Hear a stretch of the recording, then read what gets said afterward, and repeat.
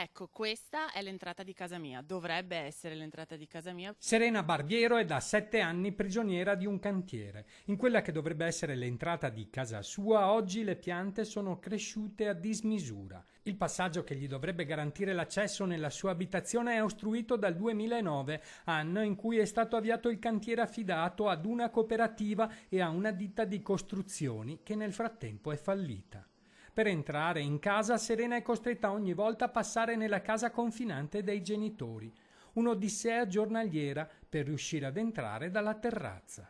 Adesso vi mostro il percorso che ogni giorno devo fare per entrare a casa mia. Io ad ogni ora del giorno devo passare sempre per casa dei miei genitori per accedere a casa mia.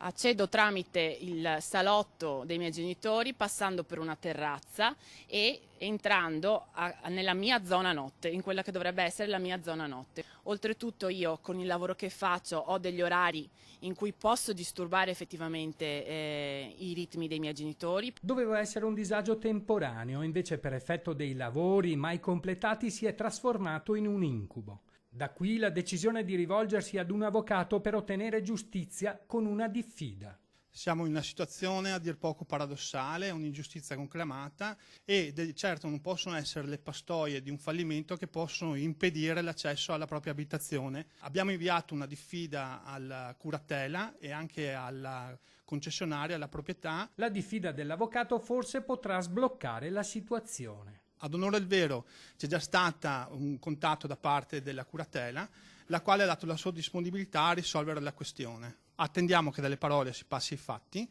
Intanto a protestare si sono uniti anche molti residenti del quartiere che hanno presentato petizioni per la conclusione dei lavori.